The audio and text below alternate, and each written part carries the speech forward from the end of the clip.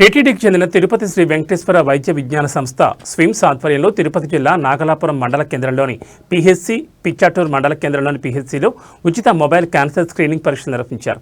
ముందుగా క్యాన్సర్ వ్యాధి లక్షణాలు, ముందస్తు నివారణ చర్యలపై చిత్రపటాల ద్వారా అవగాహన కల్పించారు. మహిళలు, పురుషులు విశేషంగా విచ్చేసి క్యాన్సర్ స్క్రీనింగ్ పరీక్షలు చేయించుకున్నారు.